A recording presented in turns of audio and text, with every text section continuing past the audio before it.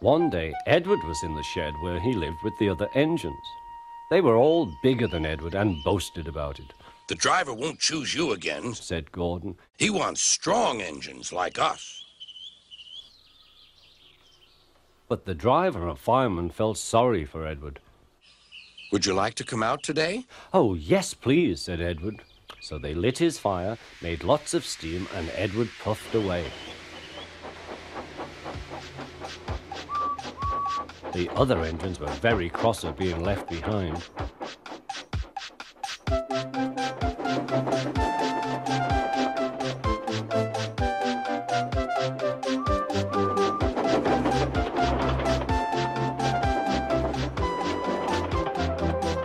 Edward worked hard all day. The coaches thought he was very kind, and the driver was very pleased.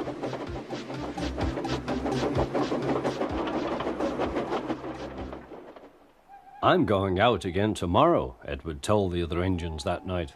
"What do you think of that?" But he didn't hear what they thought, for he was so tired and happy that he fell asleep at once. Next morning, Edward woke up to find nothing had changed.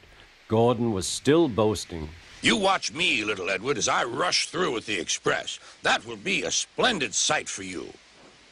Goodbye, little Edward. Look out for me this afternoon."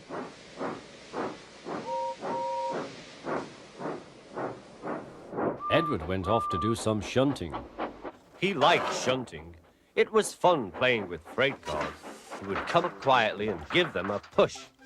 Then he would stop and the silly freight cars would go bump into each other. "Oh!" they cried. "Whatever is happening?"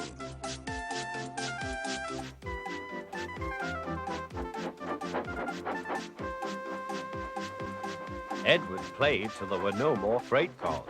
Then he stopped to rest. Presently, he heard a whistle. Gordon was very cross. Instead of nice shining coaches, he was pulling a very dirty freight train. "A freight train, a freight train, a freight train," he grumbled. "The shame of it, the shame of it, oh, the shame of it." Edward laughed and went to find some more freight cars. Then there was trouble. "Gordon can't get up the hill." The porter called to Edward's driver. "Will you take Edward and push him, please?" They found Gordon halfway up and very cross. His driver and fireman were talking to him severely. "You're not trying. I can't do it," said Gordon. "The noisy freight cars hold an engine back so." Edward's driver came up. "We've come to push.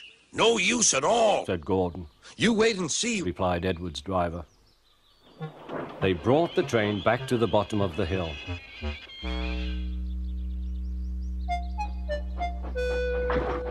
"I'm ready," said Edward. "No good," grumbled Gordon. They pulled and pushed as hard as they could.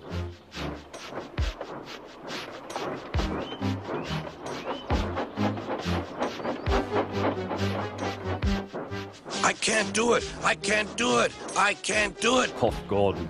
"I will do it. I will do it. I will do it," puffed Edward. Edward pushed and puffed and puffed and pushed as hard as ever he could. And almost before he realized it, Gordon found himself at the top of the hill. "I've done it! I've done it! I've done it!" he said proudly. He forgot all about Edward and didn't wait to say thank you. Edward was left out of breath and far behind. He ran on to the next station, and there he found that the driver and fireman were very pleased with him. The fireman gave him a nice long drink, and the driver said, "I'll get out my paint tomorrow and give you a beautiful coat of blue with red stripes. Then you'll be the smartest engine in the shed."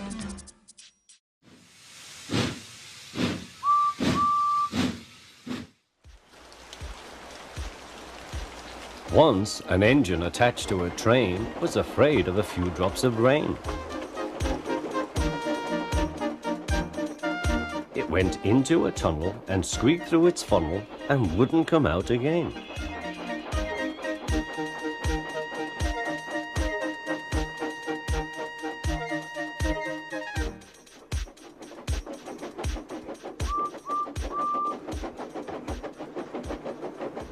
The engine's name is Henry. His driver and fireman argued with him, but he would not move. The rain will spoil my lovely green paint and red stripes, he said. The guard blew his whistle till he had no more breath and waved his flag till his arms ached, but Henry still stayed in the tunnel and blew steam at him. I'm not going to spoil my lovely green paint and red stripes for you. Then along came Sir Topham Hatt, the man in charge of all the engines on Sodor. They call him the Fat Controller. We will pull you out, said the Fat Controller, but Henry only blew steam at him. Everyone pulled except the Fat Controller. because, he said, my doctor has forbidden me to pull. But still Henry stayed in the tunnel. Then they tried pushing from the other end. The Fat Controller said, 1, 2, 3, push! But he didn't help, My doctor has forbidden me to push. he said. They pushed and pushed and pushed, but still Henry stayed in the tunnel. At last Thomas came along. The guard waved his red flag and stopped him.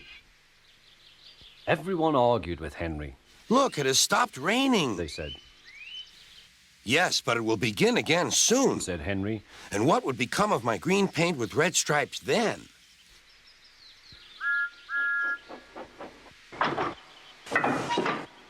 Thomas pushed and puffed and pushed as hard as ever he could.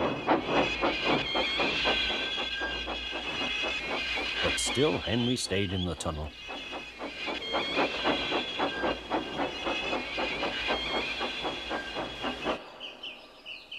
Eventually, even the Fat Controller gave up, We shall take away your rails he said. and leave you here until you're ready to come out of the tunnel.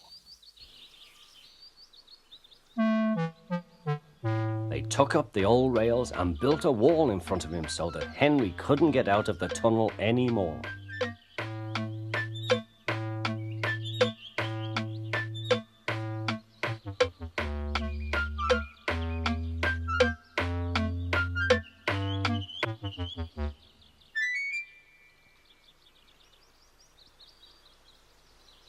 All he could do was watch the trains rushing through the other tunnel. He was very sad because he thought no one would ever see his lovely green paint with red stripes again. As time went on, Edward and Gordon would often pass by. Edward would say, "Peep, peep, hello." And Gordon would say, Serves you right. Poor Henry had no steam to answer. His fire had gone out. Sudden dirt from the tunnel had spoilt his lovely green paint and red stripes anyway. He wondered if he would ever be allowed to pull trains again. But I think he deserved his punishment. Don't you?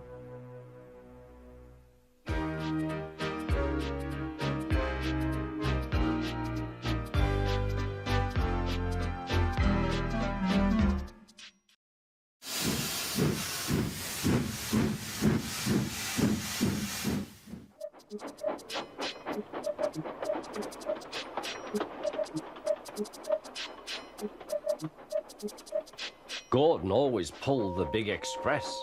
He was proud of being the only engine strong enough to do so. It was full of important people, like the Fat Controller, and Gordon was seeing how fast he could go. Hurry, hurry, hurry. He said, Trickety-trock, trickety-trock, trickety-trock. said the coaches.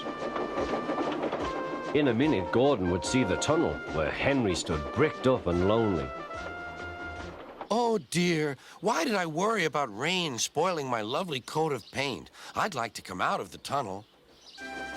I'm going to poop poop at Henry, said Gordon. He was almost there when... And there was Gordon going slower and slower in a cloud of steam. His driver stopped the train. What has happened to me? asked Gordon, I feel so weak. You burst your safety valve, said the driver. You can't pull the train anymore. Oh, dear, Said Gordon. We were going so nicely, too. And look, there's Henry laughing at me. Everyone came to see Gordon, said the Fat Controller. These big engines are always causing me trouble. Send for another engine at once. While the guard went to find one, they uncoupled Gordon, who had enough puff to slink onto the siding out of the way.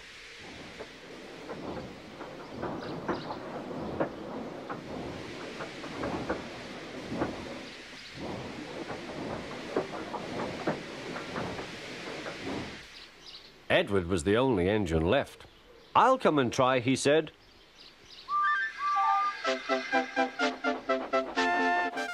Pooh, Said Gordon. that's no use. Edward can't push the train.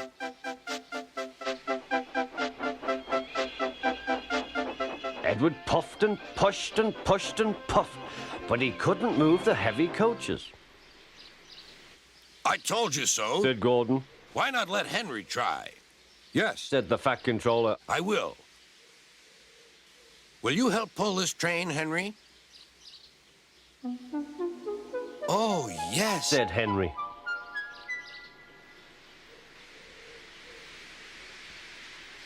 When Henry had got up steam, he puffed out. He was dirty and covered with cobwebs. Oh, I'm stiff. I'm stiff. He groaned. Have a run to ease your joints and find a turntable. Said the Fat Controller.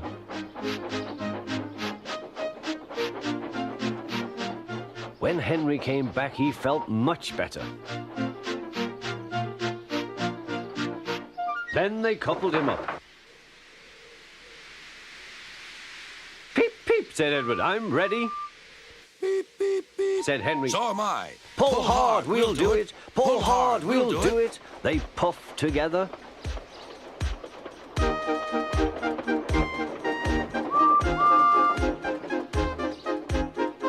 We've done it together. We've done it together, said Edward and Henry. You've done it, hooray! You've done it, hooray! Sang the coaches. Everyone was excited. The Fat Controller leaned out of the window to wave at Edward and Henry. But the train was going so fast that his hat blew off into a field where a goat ate it for tea.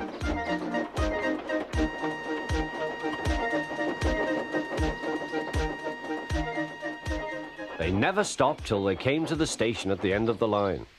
The passengers all said, Thank you. and the Fat Controller promised Henry a new coat of paint. On their way home, Edward and Henry helped Gordon back to the shed. All three engines are now great friends. Henry doesn't mind the rain now. He knows that the best way to keep his paint nice is not to run into tunnels, but to ask his driver to rub him down when the day's work is over.